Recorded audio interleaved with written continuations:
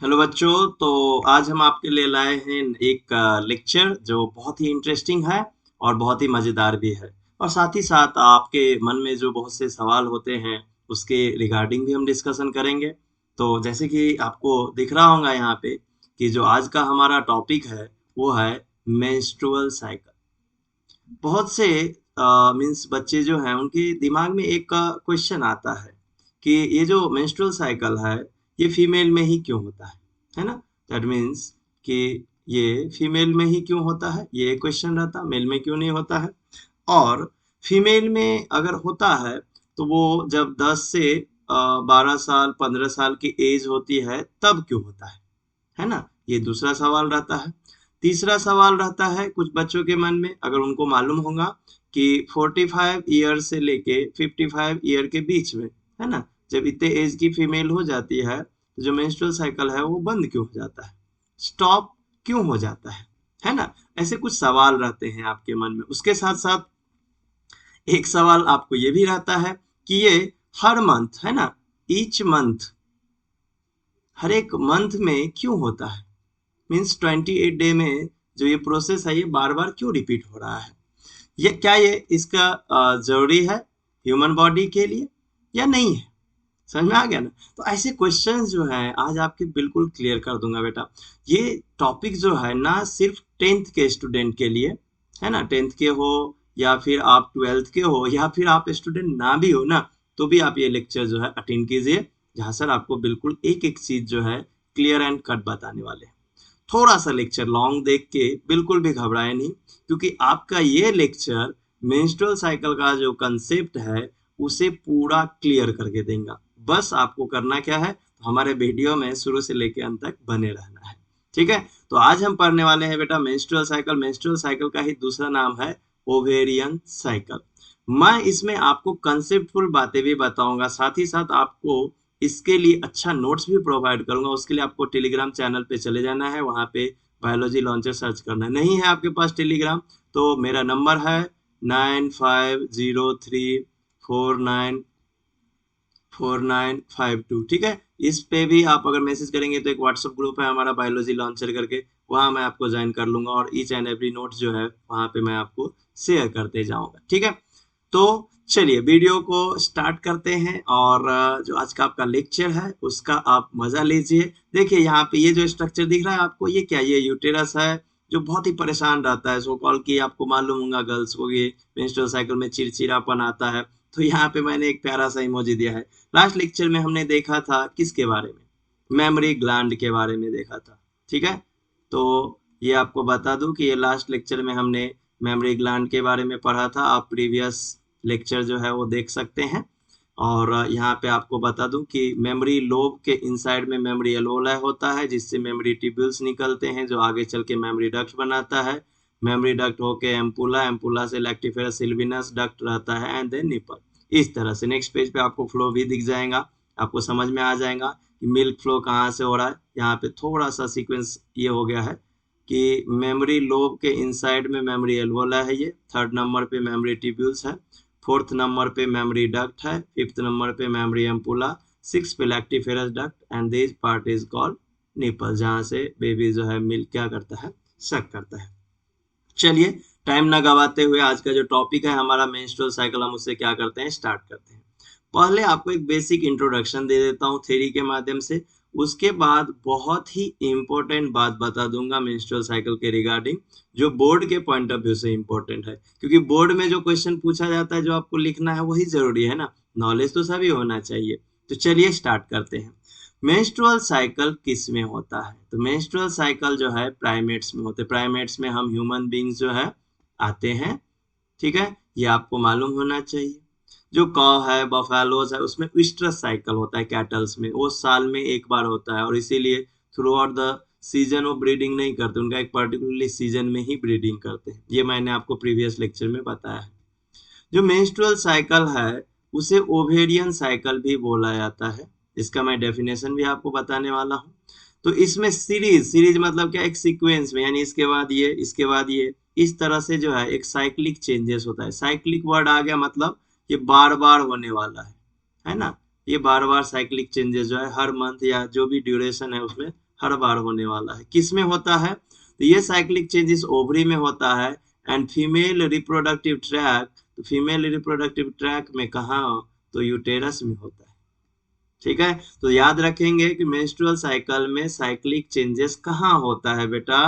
Ovary में होता है, यूटेरस में होता है। आपको एक चीज बता दो बेटा कि मेंस्ट्रुअल साइकिल पढ़ने के लिए हमें structure of female reproductive system and ovary का स्ट्रक्चर पता होना चाहिए। तो उसे भी आप देख लेंगे, तब आपको ये वीडियो बहुत अच्छे से समझ में आएगा। चलिए कंटिन्यू करेंगे। These changes takes place under the effect of, और ये चेंजेस क्यों हो रहा भाई? तो ये हो रहा है गोनाडोट्रोपिन हार्मोन्स के कारण एंड ओवेरियन हार्मोन्स के कारण। यहाँ पे मैं आपको 1 मार्क के लिए बहुत ही इंपॉर्टेंट चीज बता रहा हूँ बेटा। गोनाडोट्रोपिन हार्मोन कौन सा है? तो GnRH। गोनाडोट्रोपिन हार्मोन जो है GnRH है। ठीक है, गोनाडोट्रोपिन रिलीजिंग हार्मोन। GnRH क्या है? Gonadotropin releasing hormone. तो फिर गोनाडोट्रोपिन हार्मोन कौन सा है? तो गोनाडोट्रोपिन हार्मोन है FSH, follicular stimulating hormone. And उसके साथ साथ जो है ल्यूटिनाइजिंग हार्मोन। डरना मत, डरिए मत, एक एक चीज आपको बार बार बताएंगे हम ताकि आपको याद हो जाए इसी लेक्चर में। ये जो मेंस्ट्रुअल साइकिल है ये कितने डे का रहता है? अप्रोक्सीमेटली 28 डेज का। यानी अगर मान के चलो यहाँ से स्टार्ट किया है डे 1 से, तो ये कंप्लीट होके ये डे 28 तक यहाँ आ जाएगा। फिर डे 1 से स्टार्ट होगा, फिर 28 डे। तो इसीलिए हर एक मंथ जो है फीमेल में क्या आता है? पीरियड्स आता है। The middle of each cycle, यानी 14वें दिन 14th डे को, डे 14th को क्या होता है? तो यहाँ पे ओवम यानी कि एग जो है ना वो रिलीज होता है।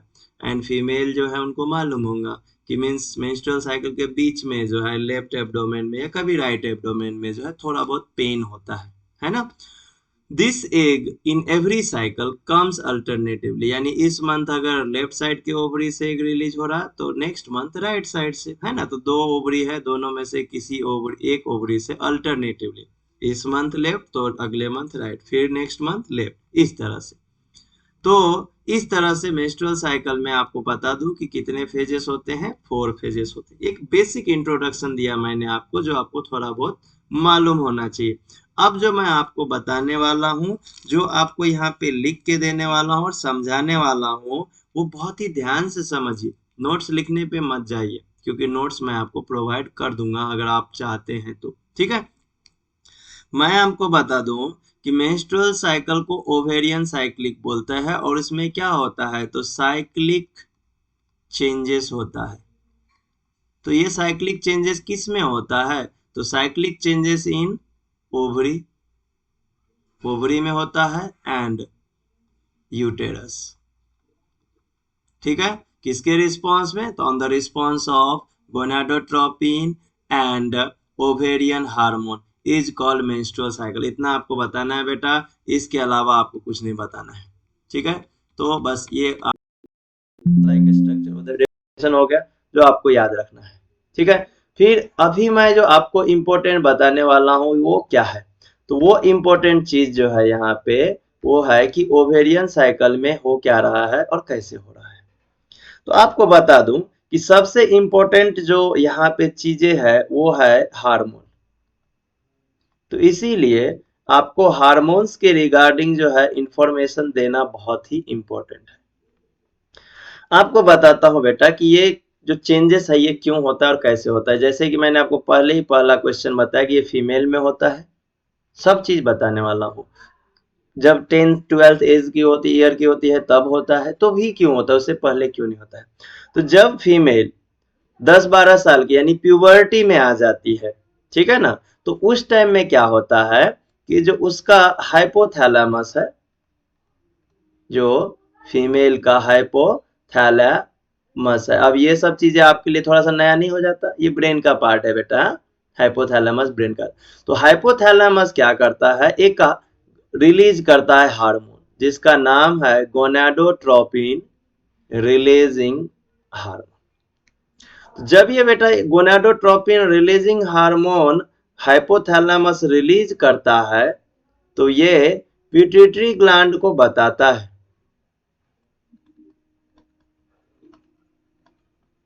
तब ये पिट्यूटरी ग्लैंड को बताता है, दैट मीन्स कि पिट्यूटरी ग्लैंड को स्टिमुलेट कर रहा है, एक्टिव कर रहा है कि भाई तू क्या रिलीज कर, तो रिलीज कर एफ एस एच यानी फॉलिक्यूलर स्टिमुलेटिंग हार्मोन। ठीक है, बढ़िया है। तो पिट्यूटरी ग्लैंड ने एफएसएच रिलीज कर दिया, क्योंकि उसको मानना पड़ेगा हाइपोथैलेमस की बात, क्योंकि उसने जीएनआरएच जो है वो रिलीज किया, गोनाडोट्रोपिन रिलीजिंग हार्मोन। जब ये एफएसएच हार्मोन रिलीज होता है तो इसके कारण से क्या होता है मैं आपको बताता हूं। तो यहाँ पे मैं दिखाना चाहूंगा आपको कि एक एक चीज मैं कंसेप्ट जो है क्लियर करके दे रहा हूं। तो जब एफएसएच रिलीज होता है तो ओवरी में ये एफएसएच पहुंच जाता है ब्लड के थ्रू। ठीक है, और ओवरी में देखो नाम से ही आपको पता चलेगा ना कि फॉलिक्यूलर स्टिमुलेटिंग हार्मोन यानी फॉलिक्यूलर डेवलपमेंट जो है वो स्टार्ट हो जाता है।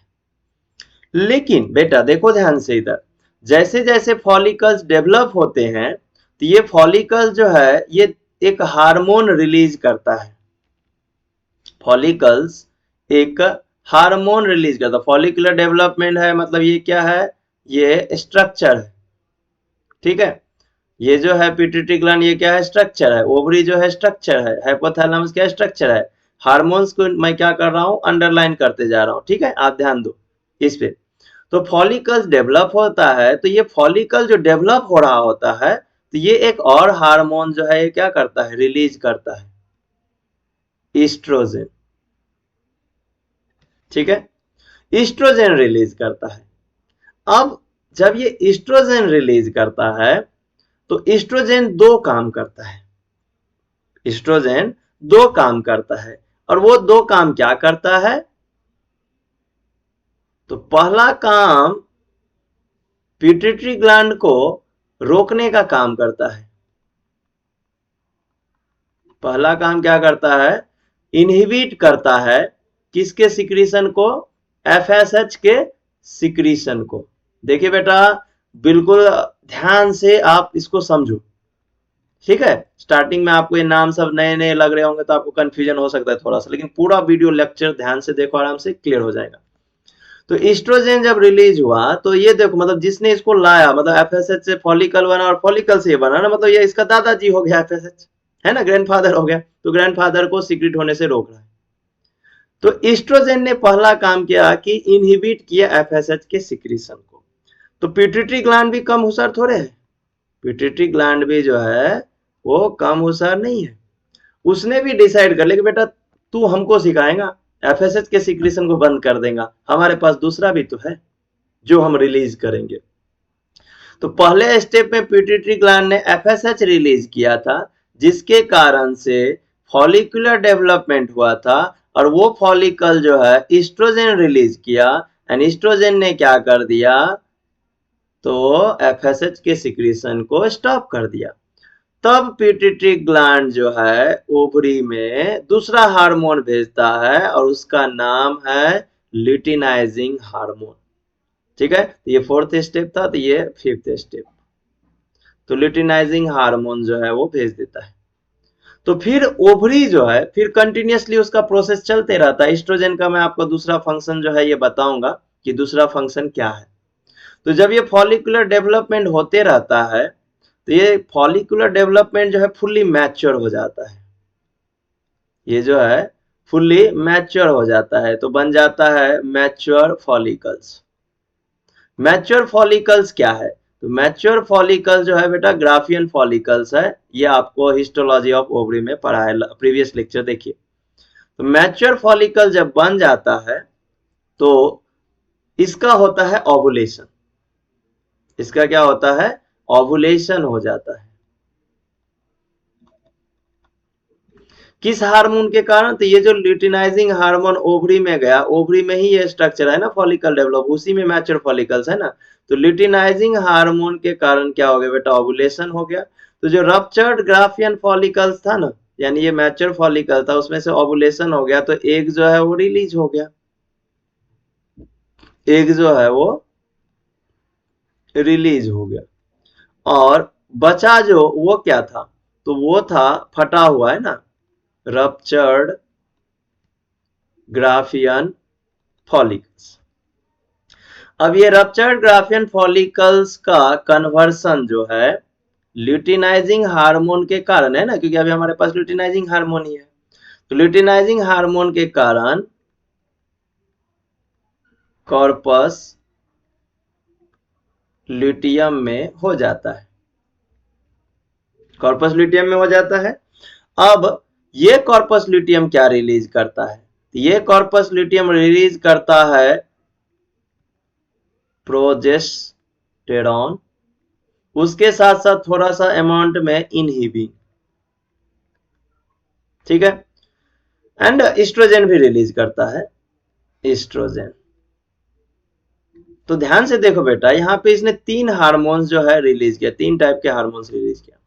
तो अभी तक मैंने आपको एस्ट्रोजन का फंक्शन नहीं बताया है और प्रोजेस्टेरॉन का फंक्शन नहीं बताया है। मैं एक और स्टेप में आपको ये सब चीजें समझाऊंगा, बिल्कुल क्लियर कर दूंगा, मेंस्ट्रुअल साइकिल में कंफ्यूजन रहेगा ही नहीं, ठीक है। तो ये एंडोमेट्रियम, अब ये भाई एंडोमेट्रियम क्या है, तो एंडोमेट्रियम यूटेरस का पार्ट है। एंडोमेट्रियम के थिकनिंग को ये क्या करता है, मेंटेन करता है, बताऊंगा कि ये क्यों मेंटेन करता है, ठीक है। एंडोमेट्रियम की थिकनिंग को ये क्या करता है, मेंटेन करता है। अभी आपने पढ़ा ना, ओवेरियन साइकिल और menstrual cycle is cyclic changes of ovary, ovary में हो रहा है, देखो ना, फॉलिकल्स बने, मैच्योर फॉलिकल्स हुआ, ओवुलेशन हुआ, कॉर्पस ल्यूटियम बना, ये ओवरी में हो रहा है चेंजेस। और एंडोमेट्रियम की जो थिकनिंग मेंटेन हो रही है वो यूटेरस में हो रहा है ना, तो ये प्रोजेस्टेरॉन के कारण। ध्यान से देखो, तो पहले क्या था, एफएसएच, यानी जब ईस्ट्रोजन था वो इनहिबिट कर रहा था एफएसएच के सिक्रीशन को, तो फॉलिकल तो खत्म हो गया ना, कॉर्पस ल्यूटियम बन चुका है, तो अब एफएसएच को रोकेगा कौन, तो इनहिबिन जो है वो एफएसएच के सिक्रीशन को इनहिबिट करता है, इनहिबिट सिक्रीशन ऑफ एफएसएच। तो यहां पे मैंने आपको हार्मोन का साइक्लिक फंक्शन बता दिया, जो अब देखने के बाद आपको कचरा लग रहा होगा, ठीक है ना। तो चलिए नेक्स्ट पेज पे चलते हैं और आपको फिर से neat and clean and fresh तौर तरीके से जो है एक एक हार्मोन का फंक्शन बताते हैं, ठीक है। चलिए स्टार्ट करते हैं। तो यहाँ पे सबसे पहला आपने देखा था हाइपोथैलेमस, इसने रिलीज किया था GnRH, गोनाडोट्रोपिन रिलीजिंग हार्मोन, ठीक है। चलिए इसके रिस्पांस में GnRH जब रिलीज हो गया तो इसके रिस्पांस में जो आपका प्यूटिटरी ग्लैंड है वो 2 टाइप के हार्मोन्स रिलीज करता है। तो फर्स्ट हार्मोन ये क्या रिलीज करता है, FSH, ठीक है। देखिए साइट देख लीजिए, साइट कहाँ है, साइट, साइट यानी लोकेशन, साइट कहाँ है, प्यूटिटरी ग्लैंड, क्या सीक्रेट किया, हार्मोन, ये FSH क्या है, हार्मोन है, और हार्मोन है उसका इफेक्ट, इफेक्ट कहाँ हो रहा है, इफेक्ट का साइट कहाँ है, सिक्रीशन का साइट है प्यूटिटरी ग्लैंड, इफेक्ट कहाँ हो रहा है, ओवरी में हो रहा है, इफेक्ट कहाँ हो रहा है, ओवरी में हो रहा है, और क्या हो रहा है, तो फॉलिक्यूलर डेवलपमेंट। बेटा यही क्वेश्चन है, यही बोर्ड में पूछे जाते हैं, what is the function of FSH in ovarian development and menstrual cycle, तो क्या है, follicular development. What is the site of FSH secretion, तो पिट्यूटरी ग्लैंड, ये है इसका site. What is the role of FSH in ovary, तो follicular development. Where the FSH act, तो कहां एक्ट करता है, ओवरी में। चलो ये फंक्शन पता चल गया आपको। दूसरा हार्मोन्स आपने देखा था कि एफएसएच के कारण ओवरी में फॉलिकल्स बनाता है, फॉलिकल्स क्या करता है, फॉलिकल्स क्या करता है, ईस्ट्रोजन बनाता है, ठीक है। तो चलिए उसी तरह से आपको बताएंगे। तो पहला दिखा दिया मैंने आपको, ठीक है, पहला बताया कि एफएसएच रिलीज हुआ जिसके कारण ओवरी में फॉलिकल्स डेवलप हुए और फॉलिकल्स क्या बनाने लगा, ईस्ट्रोजन बनाने लगा। तो चलिए यहाँ पे मैं आपको ओवरी भी लिख देता हूं और ओवरी में जो आपके फॉलिकल्स हैं, ठीक है, यहाँ मैं ओवरी लिख देता हूं, और ओवरी में कौन सा पार्ट, डेवलपिंग फॉलिकल्स, है ना। ये देखो आपको मैं एकदम बिल्कुल सीक्वेंस में बताने वाला हूं। तो ये जो डेवलपिंग फॉलिकल्स है, ये एक हार्मोन रिलीज कर रहा है, ठीक है। तो मैं इसको दूसरा स्टेप, यानी दूसरे स्टेप में कौन सा हार्मोन रिलीज हो रहा है, तो यहाँ पे ये हार्मोन रिलीज कर रहा है एस्ट्रोजन, ठीक है। तो जब ये एस्ट्रोजन रिलीज होता है तो इसके फंक्शन क्या है, तो इसका देखो फंक्शन कहाँ पे हो रहा है, यूटेरस में। इसका फंक्शन कहाँ हो रहा है, यूटेरस में। क्या फंक्शन हो रहा है, तो ये मेंटेन कर रहा है थिकनिंग, मेंटेन एंडोमेट्रियम थिकनिंग। एक एक चीज बताऊंगा बेटा, बस आप बने रहिए। और पसंद आ रहा वीडियो, समझ आ रहा तो लाइक भी कीजिए और कमेंट जरूर कीजिएगा, हाँ ठीक है। चलिए, तो जब ये एस्ट्रोजन रिलीज होता है तो पता है बेटा आपको, एफएसएच के सिक्रीशन को इनहिबिट करता है। तो उसके कारण से फिर से पिट्यूटरी ग्लैंड क्या करता है, ल्यूटिनाइजिंग हार्मोन, यानी कि ये तीसरा स्टेप प्रोसेस हो गया। तो ल्यूटिनाइजिंग हार्मोन का इफेक्ट कहाँ होगा, तो ल्यूटिनाइजिंग हार्मोन का भी इफेक्ट जो है कहाँ होता है, ओवरी में होता है। तो ओवरी में कहाँ होता है, क्या करता है ये, तो ये दो काम करता है। पहला ओवुलेशन, ओवुलेशन हो गया, मतलब क्या हो गया, एग जो है वो रिलीज हो गया, है ना, एग जो है वो रिलीज हो गया, ठीक है। एंड दूसरा काम करता है ये जो आपका ल्यूटिनाइजिंग हार्मोन है, तो एग रिलीज होने के बाद जो बचा, देखो ये है ग्राफियन फॉलिकल्स, यहाँ से एग रिलीज हो गया, तो ये जो बचा हुआ पार्ट है ना, इसको रप्चर्ड ग्राफियन फॉलिकल्स बोलते हैं। तो ये है रप्चर्ड ग्राफियन फॉलिकल्स। तो इसका कन्वर्सन जो है ल्यूटिनाइजिंग हार्मोन के कारण कॉर्पस ल्यूटियम में हो जाता है। देखिए यहाँ पे मैं फिर से आपको क्वेश्चन बता रहा हूं, उसका आंसर भी बता रहा हूं कि एस्ट्रोजन का काम क्या है, कि ये एंडोमेट्रियम की थिकनिंग को मेंटेन करे और एफएसएच के सिक्रीशन को इनहिबिट करे, ठीक है। तो उसके कारण से पिट्यूटरी हार्मोन, पिट्यूटरी ग्लैंड दूसरा हार्मोन ल्यूटिनाइजिंग हार्मोन जो है रिलीज कर रहा है। उसका साइट क्या है, पिट्यूटरी ग्लैंड।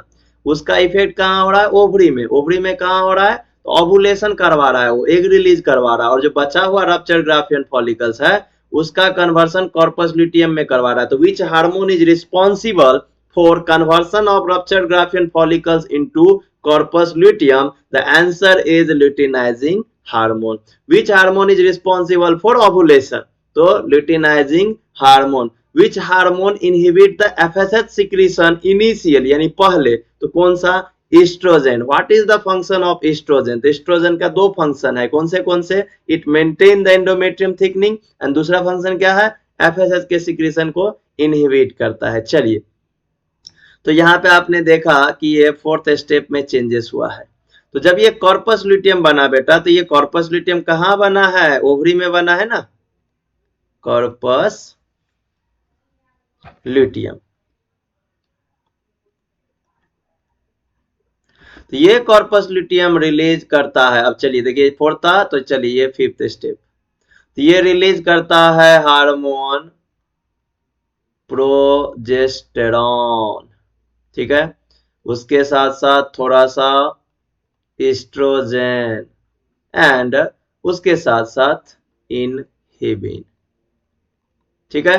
तो विच part in ovary, and which part of ovary is responsible to secrete progesterone and inhibin, तो इसका आंसर क्या आएगा बेटा, इसका आंसर आएगा कॉर्पस ल्यूटियम।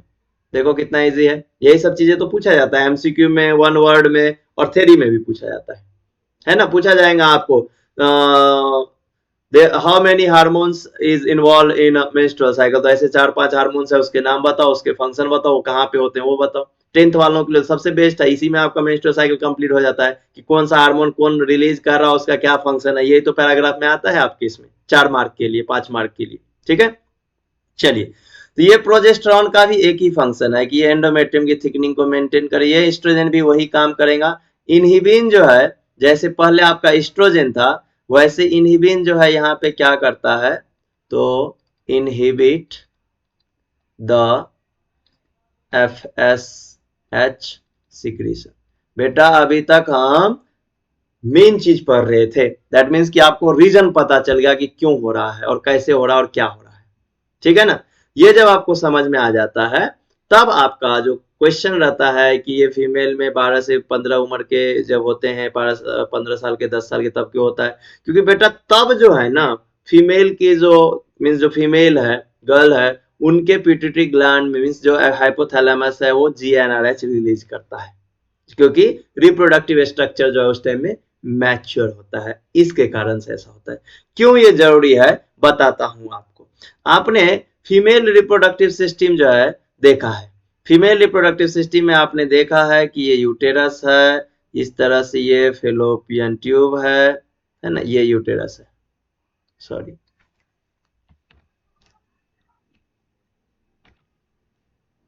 ये यूटेरस है और ये वाजाइनल रीजन है। ओके चलिए, हम यहाँ पे डायग्राम हमें कुछ ज्यादा ये नहीं करना है, बस आपको समझाने के लिए बता रहा हूँ।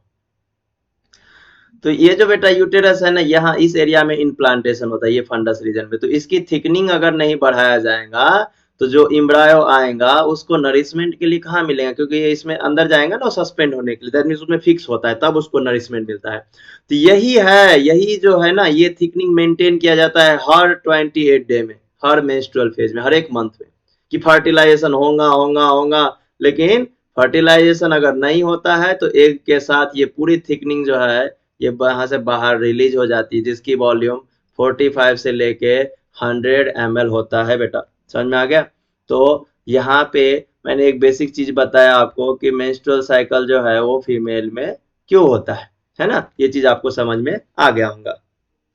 चलिए मैं आपको मेंस्ट्रुअल साइकिल के रिगार्डिंग 2-3 चीजें बता देता हूँ जो बहुत ही इंपॉर्टेंट है, कि मेंस्ट्रुअल साइकिल क्यों होता है ये आपको पता चल गया, फीमेल में होता है ये आपको पता चल गया, उसका साइक्लिक चेंजेस ओवरी में होता है एंड यूटेरस में होता है, जो एनिमेशंस के थ्रू भी मैं आपको दिखाऊंगा और मैं ओरली भी आपको बता दिया हूँ, ठीक है ना।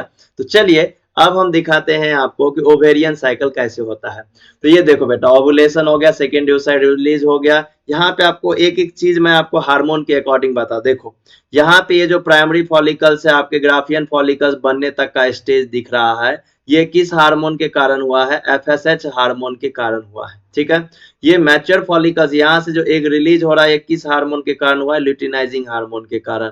और ये जो कॉर्पस ल्यूटियम बन रहा है, मैं फिर से दिखा रहा हूँ, ये देखिए यहाँ से एग रिलीज हो गया ल्यूटिनाइजिंग हार्मोन के कारण। यहाँ से ये जो कॉर्पस ल्यूटियम बन रहा है आपका, ये किसके कारण, ल्यूटिनाइजिंग हार्मोन के कारण। और बाद में जब एग मींस फर्टिलाइज नहीं होता है ना, तो कॉर्पस ल्यूटियम का एज जो है 2 वीक्स होता है, तो वो कॉर्पस एल्बिकन्स में कन्वर्ट हो जाता है, जिसके कारण से फिर मेंस्ट्रुअल फ्लो हो जाता है, जिसे मेंसेस और मेंस्ट्रम बोला जाता है।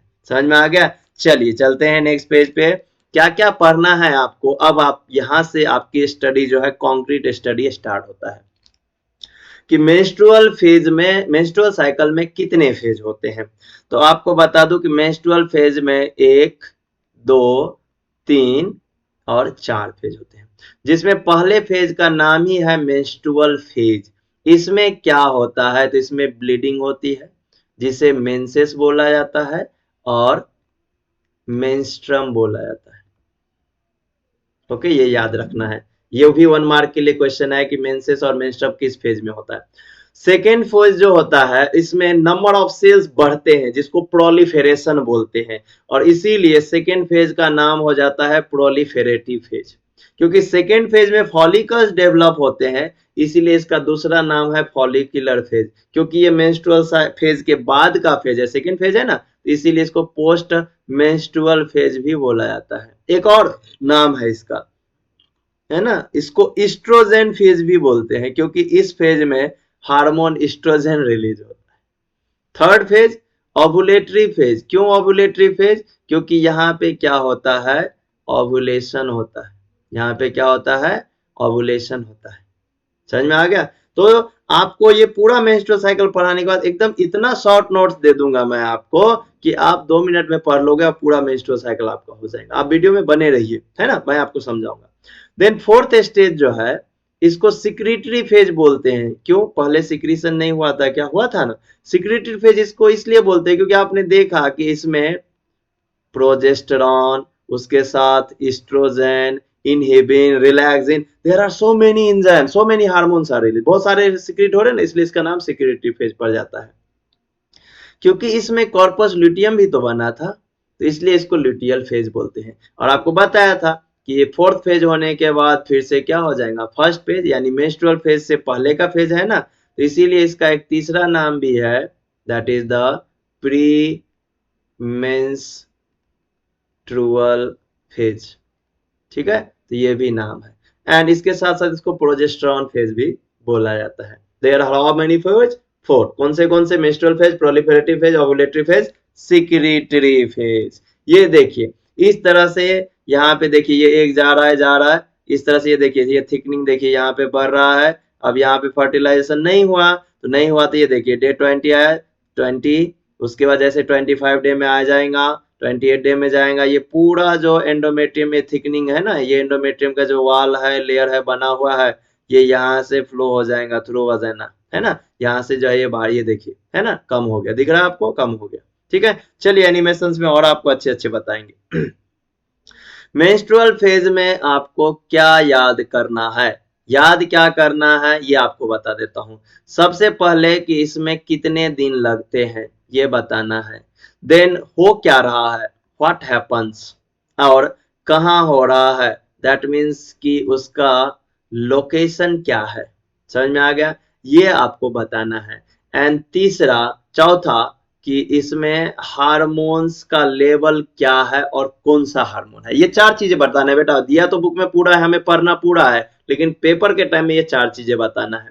और क्या क्या हो रहा है ये देखो, menstrual phase, beginning of each cycle is taken as the first day, यानी जो भी स्टार्ट है उसे फर्स्ट डे से ही हम काउंट करते हैं ना। तो इसमें होता क्या है, तो इसमें देखो फर्स्ट डे वेयर मेंसेस और लॉस ऑफ ब्लड, है ना, जैसे मीन की कोई फीमेल है उसमें ब्लीडिंग स्टार्ट होती है, फर्स्ट डे से पीरियड्स आते हैं तो ब्लीडिंग स्टार्ट होती है ना, तो उसको पहला दिन कंसीडर करके स्टार्ट किया जाता है कि हाँ आज से मेंस्ट्रुअल फेज स्टार्ट हुआ है। इसमें जो फीमेल है उसका 45 से लेके 100 ml तक जो है, जो मेंसेस है वो फ्लो होता है, जिसमें ब्लीडिंग होती है, उसमें ब्लड भी रहते हैं, है ना, ये देखो यहाँ दिया हुआ है क्या क्या रहता है, ब्लड रहता है, टिश्यू फ्लूइड रहता है, म्यूकस रहता है, एंडोमेट्रियम की लाइनिंग रहती है, और अनफर्टिलाइज oocyte। ये भी 1 मार्क के लिए पूछे जाते हैं, what is the constituent of menstrual flow और मेंसेस, उसी का नाम मेंस्ट्रुम है। ठीक है, तो ये कितने दिन तक का चलता है, तो ऑन एवरेज 5 डे का रहता है, और 3 to 7 डेज तक जो है ब्लीडिंग मीन्स आपको भी मालूम होगा कि होता है। ठीक है, तो ये पहला कंसेप्ट हमारा हो गया। ओके, देन ये हो क्या रहा है और क्या चेंजेस कर रहा है, तो endometrium of uterus break, endometrium जो थिकनिंग बढ़ी है वो ब्रेक होने लगता है, किसके कारण, तो कौन से हार्मोन, देखो ये सेकेंड ये वाला, ये हार्मोन का भी आ रहा है और लोकेशन भी आ रहा है दोनों। तो एंडोमेट्रियम में यूटेरस के जो एंडोमेट्रियम इनर मोस्ट लाइनिंग है वो ब्रेक होता है, क्यों, क्योंकि वहां पे प्रोस्टाग्लैंडिन्स रिलीज हो रहा है, जो उसको क्या करेगा, कोलैप्स करके बाहर फेंक देगा। और क्यों ऐसा हो रहा है, क्योंकि उस टाइम में प्रोजेस्टेरॉन एंड एस्ट्रोजन का लेवल क्या हो गया है, नीचे गिर चुका है, क्योंकि प्रोजेस्टेरॉन एस्ट्रोजन रिलीज करने वाला या तो फॉलिकल्स था या फिर कॉर्पस ल्यूटियम था, और अब ये दोनों इस फेज में नहीं बचता है। ठीक है, देन इसमें चेंजेस क्या हो रहा है ना, मैंने आपको बोला ना कि व्हाट टाइप ऑफ चेंजेस, क्या हो रहा है चेंजेस, तो ये देखो जो एंडोमेट्रियम की थिकनिंग 8 से 10 mm थी, अब वो 1 mm बताया जा रहा है आपके बुक के अकॉर्डिंग, और गूगल पे आप सर्च करोगे तो 0.5 से लेके 1 mm। ठीक है ना, पहले कितना था, 10 mm तक था इससे पहले प्री मेंस्ट्रुअल फेज में, लेकिन उसके बाद देखो कितना बच गया, 0.5, क्योंकि पूरा तो कोलैप्स होके बाहर निकल गया ना। अब ये जो मेंसेस रहता है ना, जिसे हम मेंस्ट्रुम बोलते हैं, ये ब्लड कभी कोएगुलेट नहीं होता है, क्लॉट नहीं होता है, क्यों नहीं होता है, क्योंकि उसमें फाइब्रिनोलाइसिन रहता है। बेटा ये जो कंसेप्ट मैं आपको बता रहा हूँ ना, ये आप नीट दे रहे होंगे तो भी इम्पोर्टेंट है, या आप MST में पीसीबी ग्रुप लेंगे ना, पीसीबी ग्रुप लेंगे तो भी आपके लिए बहुत इम्पोर्टेंट है। चलिए नेक्स्ट देखते हैं हम और आगे मेंस्ट्रुअल फेज में ही और क्या बताया जा रहा है यहाँ पे, तो menstrual phase occurs when the ovulated egg does not get fertilize. मैंने आपको बताया ना कि अगर मेंस्ट्रुअल साइकिल हो रहा है दैट मींस कि फर्टिलाइजेशन नहीं हुआ।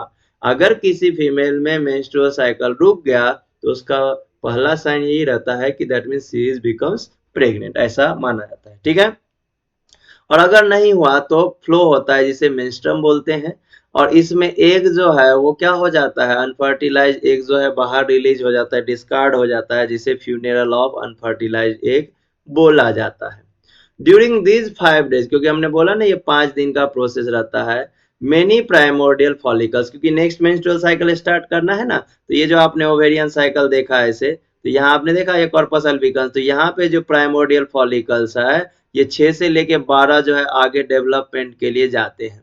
हालांकि एक ही मैच्योर हो पाता है पूरा, बाकी ये हो जाते हैं एट्रेसिया में, लेकिन 6 to 12 जो है वो जाते हैं। ठीक है, तो वो डेवलप हो जाते हैं प्राइमरी एंड उसमें से फिर सेकेंडरी फॉलिकल्स, किसके इफेक्ट के कारण, एफएसएच हार्मोन के कारण। ठीक है, चलिए यहाँ पे आपको एक एनिमेशन प्यारा सा दिख रहा होगा, जिसमें आप देखोगे कि ये देखिए थिकनिंग जो है बढ़ रही है, जैसे ही डे 28 हो गया, फर्टिलाइजेशन नहीं हुआ, यहाँ से फ्लो हो जाता है, कोलैप्स हो जाता है।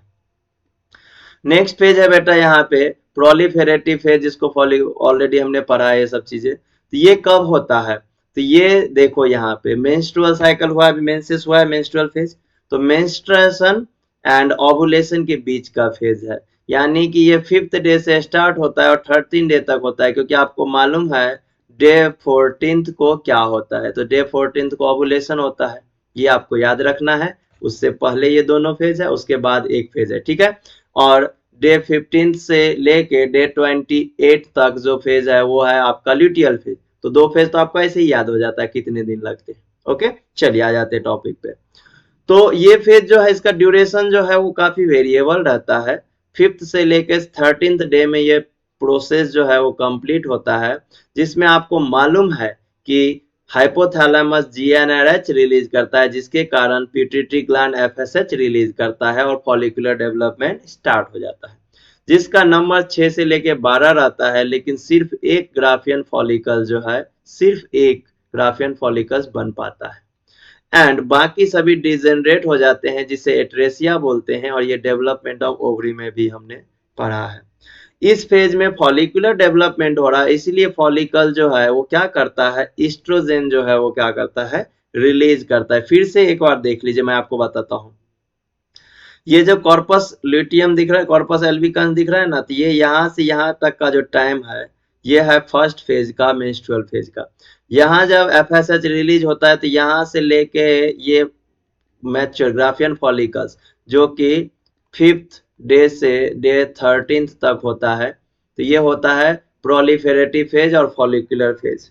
यहाँ जो आपको ओवुलेशन होते हुए दिख रहा है, ये डे 14th का काम है, जिसे ओवुलेटरी फेज बोलते हैं, और यहाँ से यहाँ तक का जो स्टेज है वो 15th डे से लेके 28 डे तक का चेंजेस है, जिसमें कॉर्पस ल्यूटियम बनता है, और इसीलिए इसे इसको ल्यूटियल फेज बोलते हैं।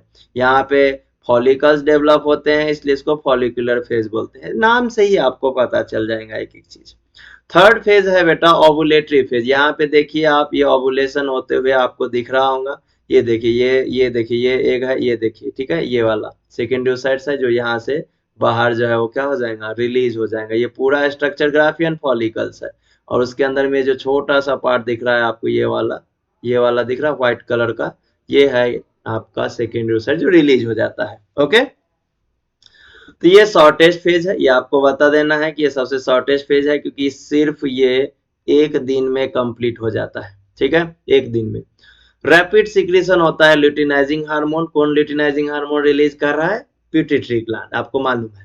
ठीक है, जिसके कारण से ग्राफियन फॉलिकल, जिसे हम मैच्योर फॉलिकल्स बोलते हैं, वो रप्चर्ड हो जाएगा, एंड वहां पे जो ओवम है वो रिलीज हो जाएगा। जो ओवम है वो सेकेंडरी साइड के फॉर्म में है, कहाँ पे, पेल्विक कैविटी में, पेट में। ठीक है, वहां से वो ग्राफियन फॉलिकल्स से रिलीज होने के बाद जो है वो किस में चला जाएगा, फेलोपियन ट्यूब में। ओके, ये कब होता है, 14th डे को होता है, और इसमें थोड़ा बहुत जो है माइल्ड और कभी कभी ज्यादा पेन भी होता है लोअर एब्डोमेन में। ये देखिए, ये ओवुलेशन होते हुए दिख रहा है आपको, ये देखिए प्यारा सा एनिमेशन, ये व्हाइट कलर का जो दिख रहा है आपको, है ना, ये रिलीज हो गया। रिलीज होने के बाद ये देखिए, ये रेड कलर का जो फिंगर लाइक प्रोजेक्शन आपको दिख रहा है, ये दिख रहा है ऐसे, ये दिख रहा है ना ऐसे, ये है फिम्ब्राई, इसके इनसाइड चला जाएगा। तो प्यारा सा एनिमेशन आपके लिए है, आपको समझ में आना चाहिए। लास्ट फेज हम पढ़ लेते हैं बेटा, लास्ट फेज कौन सा है? तो लास्ट फेज है सिक्रेटरी फेज, जिसे ल्यूटियल फेज बोलते हैं, प्री मेंस्ट्रुअल फेज बोलते हैं। ओके, ओवुलेशन होने के बाद उसके बाद क्या हो जाता है, जो नेक्स्ट फेज होता है वो होता है सिक्रेटरी फेज। और ये सबसे लॉन्गेस्ट फेज होता है, क्योंकि 15th डे से लेके 28 डे तक इन्हीं का राज चलता है, यानी पूरे 14 दिन, आधा मेंस्ट्रुअल साइकिल का फेज यही खाते हैं। समझ में आ गया? एक दिन में ओवुलेशन और 14 दिन में ये प्रोसेस हो रहा है, बाकी के जो 12-13 दिन है उसमें ये दो प्रोसेस होता है। ठीक है, तो सेकेंडरी ओसाइट जब रिलीज हो जाता है, जो रप्चर ग्राफियन फॉलिकल बच जाता है ना, उसका ट्रांसफॉर्मर कॉर्पस ल्यूटियम में होता है। किस हार्मोन के कारण? ल्यूटिनाइजिंग हार्मोन के कारण, आपको मालूम है। ठीक है, कॉर्पस ल्यूटियम जैसे ही बनता है तो वो प्रोजेस्टेरॉन सीक्रेट करता है, थोड़ा सा एस्ट्रोजन सीक्रेट करता है, उसके साथ साथ इनहिबिन भी सीक्रेट करता है। अगर रिलीज हुआ एग का 24 घंटे के अंदर फर्टिलाइजेशन हो जाता है तब तो बचेगा, अदरवाइज वो खत्म हो जाएगा, tata bye bye goodbye हो जाएगा। ठीक है, हाउएवर अगर फर्टिलाइजेशन नहीं होता है तो ये जो आपका कॉर्पस ल्यूटियम है ये ज्यादा से ज्यादा आपके 2 वीक्स तक बचेगा, तब तक वो प्रोजेस्टेरॉन रिलीज करेगा, तब तक मेंसेस नहीं होने देगा, तब तक पीरियड्स नहीं आने देंगे। लेकिन उसके बाद क्या करेगा, वो बेचारा खुद ही डिजेनरेट हो जाएगा, तो उसके कारण से फिर कोलैप्सिंग होना स्टार्ट हो जाता है। Then degenerate into the white scar, जिसे हम कॉर्पस एल्बिकन्स बोलते हैं, एंड उसके कारण से एफएस मतलब प्रोजेस्टेरॉन एस्ट्रोजन का लेवल गिर जाएगा। समझ में आ गया? एंड जब लेवल गिर जाएगा तो प्रोस्टाग्लैंडिन्स के कारण कोलैप्सिंग हो जाएगा। Corpus luteum progesterone small amount में एस्ट्रोजन इनहिबिन रिलीज करता है, ये बता चुका हूं। इस हार्मोन के इन्फ्लुएंस में क्या होता है, एंडोमेट्रियम ग्लैंड ग्रो होता है, जिसकी थिकनिंग 8 to 10 mm तक हो जाता है, और इनहिबिन जो है एफएसएच के सिक्रेशन को इनहिबिट करने का काम करता है, स्टॉप करता है। और दीज चेंजेस, ये चेंजेस जो है जरूरी होता है। कौन सा चेंजेस? जो यूटेरस में आपने देखा ना, ये यूटेरस आपको बताया मैंने ऐसे, ये यूटेरस ये थिकनिंग जो है ये बढ़ना चाहिए। ये थिकनिंग क्यों? क्योंकि फर्टिलाइजेशन में इम्प्लांटेशन के लिए जरूरी है। सिक्रेटरी फेज का ये देखिए, यहाँ पे आपको कॉर्पस ल्यूटियम और ये प्रोजेस्टेरॉन रिलीज कर रहा है, और ये प्रोजेस्टेरॉन यूटेरस पे जाके एक्ट करता है। ठीक है, यही बताया गया यहाँ पे। If the ovulated egg get fertilize, लेकिन अगर ओवुलेटेड एग फर्टिलाइज हो जाता है तो इम्प्लांटेशन होगा। इम्प्लांटेशन होगा तो ह्यूमन का जो प्लासेंटा है, तो human chorionic gonadotropin HCG release करेगा, जो फीमेल प्रेगनेंसी टेस्ट में भी करते हैं किट पे, इसी से पता चलता है। तो HCG कॉर्पस ल्यूटियम का जो लाइफ है वो 3 मंथ तक बढ़ा देता है, जिसके कारण से मेंस्ट्रुअल साइकिल नहीं होता है, तो पता चल जाता है फीमेल को कि वो प्रेग्नेंट हो चुकी है। ठीक है, तो presence of HCG in maternal blood, 1 mark के लिए इंपॉर्टेंट क्वेश्चन। यूरिन में या ब्लड में जो प्रेजेंट है उस इंडिकेटर है कि जो प्रेग्नेंट वुमेन है वो क्या है, प्रेग्नेंट हो चुकी है। ठीक है, in absence of fertilization next menstrual cycle जो है यहाँ से स्टार्ट हो जाता है। यहाँ पे आपको दिखाया गया है कि किस तरह से साइक्लिक चेंजेस जो है वो होता है ना।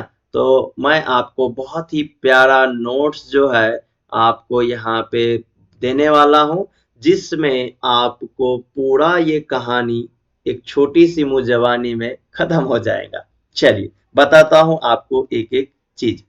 तो बताओ बेटा, पहला फेज हमारा था कौन सा? तो पहला था मेंस्ट्रुअल फेज। मैं अभी यहाँ पे बहुत सारे नाम नहीं लिखूंगा, है ना। Menstrual phase. दूसरा फेज जो था वो कौन सा था? Follicular phase. तीसरा फेज था हमारा ओवुलेटरी फेज।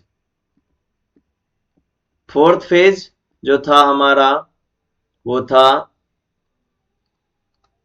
ल्यूटियल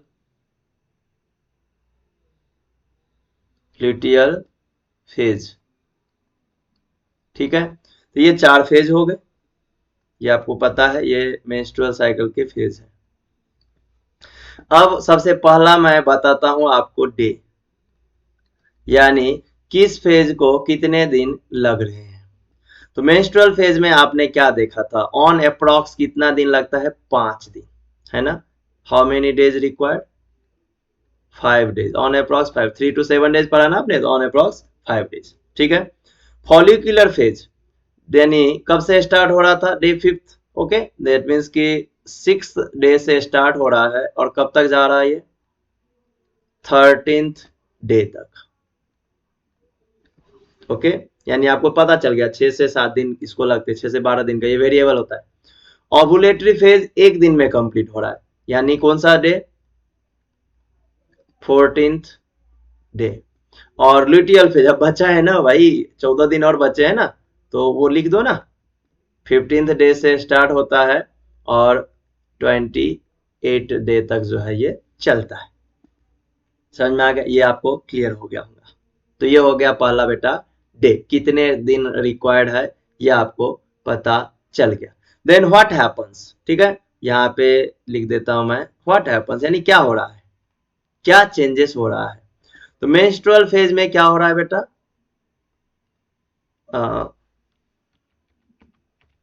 रिजल्ट सीधा इफेक्ट मैं बताता हूं यहाँ पे। इफेक्ट क्या हो रहा है ये बताता हूं, यानी कि किस टाइप का स्ट्रक्चर बन रहा है और क्या हो रहा है वो बताता हूं। तो मेंस्ट्रुअल फेज में आपको मालूम है ब्लीडिंग होती है, जिसे हम क्या बोलते हैं, मेंसेस बोलते हैं और मेंस्ट्रुम बोलते हैं। फॉलिकुलर फेज में क्या हो रहा है, तो फॉलिकल्स डेवलप हो रहे हैं। कहाँ पे हो रहा है, ओवरी में हो रहा है। अब आपके रिमाइंड हो रहा होगा। ओवुलेटरी फेज में क्या होता है, ओवुलेशन होता है ना। ल्यूटियल फेज में क्या होता है, तो कॉर्पस ल्यूटियम बनता है ना, डेवलप कॉर्पस ल्यूटियम। चलो ये भी आपको समझ में आ गया। तो डे भी पता चल गया, इफेक्ट भी, है ना। अब व्हाट हैपन, चेंजेस बताना है। चलो चेंजेस से भी इजी कर देता हूं मैं आपको। थर्ड चीज एंडोमेट्रियम थिकनिंग। एंडोमेट्रियम थिकनिंग में क्या फर्क होता है ये देखो। तो मेंस्ट्रुअल फेज में जो थिकनिंग है वो 0.5 से लेके 1 mm हो जाता है। फॉलिकुलर फेज में यही थिकनिंग 3 से लेके 5 mm हो जाता है। अब मुझे बताइए ओवुलेटरी फेज में भी तो वही रहेगा ना, उतना ही, इसमें बताना नहीं है आपको, समझ में आ गया। ओवुलेटरी फेज में नहीं बताना है क्योंकि वो डे 1 एक दिन में कंप्लीट हो जाता है, ठीक है। तो 3 to 5 mm थिकनिंग रहता है। ल्यूटियल फेज में जो थिकनिंग है वो हो जाता है 8 से लेके 10 mm तक। आपको तो लग रहा होगा नहीं तो बहुत छोटा है, अरे बेटा ये 5-6 मार्क का प्रिपेयर हो गया आपका टॉपिक इतने चार्ट में, ठीक है। देन चलो मैं अब हार्मोन लेवल बता देता हूं आपको, ठीक है। हार्मोन्स, तो मेंस्ट्रुअल फेज में प्रोजेस्टेरॉन, एस्ट्रोजन का लेवल क्या हो चुका है, डाउन हो चुका है। और यहाँ पे कौन सा हार्मोन आपने पढ़ा था, प्रोस्टाग्लैंडिन्स, है ना। प्रोस्टाग्लैंडिन्स का लेवल जो है वो क्या हो चुका है, बढ़ चुका है। फॉलिकुलर फेज में आपने इनिशियली बताना है कि एफएसएच का लेवल रहता है, उसके बाद जो दूसरा हार्मोन्स है उसके बाद कौन सा हार्मोन बढ़ गया था, देखो एस्ट्रोजन है उसका लेवल बढ़ा था और उसके बाद एफएसएच का लेवल डिक्रीज हो गया था और एलएच हार्मोन का लेवल जो है वो बढ़ना स्टार्ट हो गया था। ओवुलेटरी फेज मालूम है आपको ल्यूटिनाइजिंग हार्मोन के कारण ही होता है, तो ल्यूटिनाइजिंग हार्मोन है, ठीक है। ल्यूटियल फेज में कॉर्पस ल्यूटियम बनता है किस हार्मोन के कारण, तो ल्यूटिनाइजिंग हार्मोन के कारण, यानी इनिशियली ल्यूटिनाइजिंग हार्मोन ज्यादा है और उसके बाद कॉर्पस ल्यूटियम सिक्रीट करने लगता है प्रोजेस्टेरॉन, उसके साथ साथ एस्ट्रोजन एंड उसके साथ साथ क्या सिक्रीट करता है, इनहिबिन सिक्रीट करता है। समझ में आ गया, ये भी आपको पता चल गया। अब इसके साथ साथ आप सपोर्टिव पॉइंट बता सकते हो कि मेंस्ट्रुअल फेज में कोलैप्सिंग होता है किसका, एंडोमेट्रियम का, ये आप बता सकते हो। फॉलिकुलर फेज में primordial follicles get differentiated and developed into primary, secondary and tertiary and mature Graafian follicles, ये बता सकते हो। ओवुलेटरी फेज में ओवुलेशन होता है तो लिटिल बिट पेन होता है, आप ये बता सकते हो। ल्यूटियल फेज में जो है जो कॉर्पस ल्यूटियम बना है उसका आगे चल के मेंस्ट्रुअल फेज में आप ये बता सकते हो कि कॉर्पस ल्यूटियम का कन्वर्सन जो है वो कॉर्पस एल्बिकन्स में होता है। तो बेटा देखो यहाँ हमने एक पेज में, ये जो 4-5 पेज में अभी आपने पढ़ा है ना मेंस्ट्रुअल साइकिल, इसे हमने एक पेज में शॉर्ट कर दिया। लेकिन ये तब समझता है बेटा हमें जब हम इसको अच्छे से पहले पढ़ ले, है ना। तो इससे आपका कॉन्क्रीट नॉलेज तैयार हो जाता है। आई होप कि आपको ये वीडियो पसंद आ रहा होगा और आई थिंक कि ये आपके लिए एक बेस्ट लेक्चर रहा होगा। यहाँ पे फिर से वही चीज है, देखो ये डे क्या है, 14th। आपको मालूम है ना 14th डे को ओवुलेशन होता है, सबसे ज्यादा ल्यूटिनाइजिंग हार्मोन उसी दिन रहता है। अर्ली ईयर में जो है एस्ट्रोजन यानी 14th डे से पहले 13 डे से पहले जो है फॉलिकुलर डेवलप होता है, इसलिए एस्ट्रोजन का लेवल हाई रहता है। बाद में कॉर्पस ल्यूटियम डेवलप हो जाता है, इसलिए 14th डे के बाद प्रोजेस्टेरॉन का लेवल सबसे ज्यादा। वही तो बताना है भाई, क्या करना क्या है तुमको। डे 5th को क्या हो जाता है, 5th डे तक क्या होता है, ब्लीडिंग चलती रहती है, मतलब इसमें थिकनिंग जो है डिक्रीज हो जाएंगी और फिर यहाँ से थिकनिंग जो है धीरे धीरे बढ़ते जाएंगी। बहुत ज्यादा रॉकेट साइंस है क्या, नहीं। यहाँ पे मैंने वही चीज बताया जो आपको पढ़ाया है। पिट्यूटरी ग्लैंड क्या करता है, पिट्यूटरी ग्लैंड में एफएसएच रिलीज होता है जो कि प्राइमरी फॉलिकल्स, मतलब ये भी एक शॉर्ट नोट्स है आपके मेंस्ट्रुअल साइकिल के लिए। इसे आप एक बार देख लीजिए, स्क्रीनशॉट ले लीजिए, पढ़ लीजिए, आपको इजी जाएगा। चलिए, तो hygiene protection during the menstruation, यानी जो फीमेल है उनके लिए बहुत जरूरी है कि क्या हाइजीन रखना चाहिए। पहले के टाइम में लोग अनहाइजीन मीन्स प्रॉपरली जो है क्लीनिंग नहीं रखते थे, जिसकी वजह से प्रॉब्लम भी होता था। Okay, so pubic area clean, pubic area यानी जो female reproductive genital part, vulva उसके ऊपर का पार्ट होता है, उसको क्लीन रखना है during the menstrual cycle. Then जो भी सैनिटरी नैपकिन्स यूज कर रहे हैं वो आपको 4 to 5 आवर में जो है वो चेंज करना है। पर्सनल हाइजीन, खुद को जो है मीन्स साफ सुथरा रखना है, ठीक है, इन मेंस्ट्रुएशन के फेज में, क्योंकि ये आपके इन्फेक्शन के रेट को रिड्यूस करता है। एंड जो भी सैनिटरी नैपकिन्स आप यूज कर रहे हो उसको प्रॉपरली जो है डिस्पोज कीजिए। एंड जैसे डैम्प है, गीला है या डर्टी क्लॉथ है, इन सब चीजों का जो है यूज मत कीजिए, है ना। उसके बदले जो है आप सैनिटरी नैपकिन जो है उसको यूज कीजिए। एंड लॉन्गर टाइम तक यूज मत कीजिए, ठीक है ना। ये भी आपके लिए एक मीन्स एडवाइस बोल सकते हैं या फिर एक प्रिकॉशंस बोल सकते हैं, वो आपके लिए, ठीक है ना। तो ये इम्पोर्टेंट, क्योंकि कुछ टाइम में फिर हार्मफुल बैक्टीरिया जो है मल्टीप्लाई हो जाता है। आई होप कि आपको ये वीडियो पसंद आया होगा। तो आज का हमारा ये वीडियो आपको कैसा लगा, वो एक प्यारा सा इमोजी स्माइल के साथ आप बता सकते हैं, या फिर आप एक थंब के साथ बता सकते हैं, ठीक है, या फिर आप कमेंट सेक्शन में कमेंट भी कर सकते हैं। और साथ ही साथ आपका जो भी टॉपिक में प्रॉब्लम हो रहा होगा तो उसके रिगार्डिंग भी बता सकते हैं कि हाँ सर हमें इस टॉपिक में प्रॉब्लम है, तो आप बिल्कुल श्योर कि मैं आपके उस टॉपिक पे वीडियो जरूर बनाऊंगा। आप वीडियो को लाइक कर देना भाई, इसके लिए यूट्यूब आपसे कोई पैसा नहीं मांगता है, मैं भी नहीं मांगूंगा, है ना। इससे क्या होगा कि मुझे एक एनर्जी मिलेंगी, है ना, नेक्स्ट वीडियो बनाने के लिए, ठीक है। तो लाइक कर दीजिए और कमेंट कीजिए। कमेंट इसलिए नहीं क्योंकि मुझे देखना है, कमेंट इसलिए कि मुझे समझ में आएगा कि मेरा वीडियो आप तक पहुंच रहा है कि नहीं, और पहुंचने के बाद आपको कैसा लग रहा है, आपके काम का हो रहा है कि नहीं, आपको प्रॉब्लम आ रहा है, क्या प्रॉब्लम आ रहा है। तो इसीलिए कमेंट भी जरूर कीजिए और अपने दोस्तों के साथ शेयर कीजिए, क्योंकि रील तो बहुत शेयर कर लिए, है ना, वीडियो हंसने वाले, हंसाने वाले और बाकी वीडियो भी आप लोग शेयर करते करिए, कोई प्रॉब्लम नहीं है, हंसते रहिए, क्योंकि कब लाइफ रुलाएंगी कोई पता नहीं, तो हंसिए, लेकिन वीडियो जो है एजुकेशन का है, काम का है, उसे भी शेयर कीजिए। तो थैंक यू सो मच कि आप बहुत पेशेंसली हमारे इस वीडियो को आपने देखा है। आई होप कि मेंस्ट्रुअल साइकिल का जो कंसेप्ट है वो आपका क्लियर हो गया होगा। तो चलिए, thank you so much for watching my video. Thank you so much. Biology launcher आपका हर टाइम स्वागत करता है और आपके हर एक प्रॉब्लम का सॉल्यूशन देने का कोशिश कर रहा है। तब तक के लिए बाय बाय, टेक केयर, हंसते रहिए, मुस्कुराते रहिए।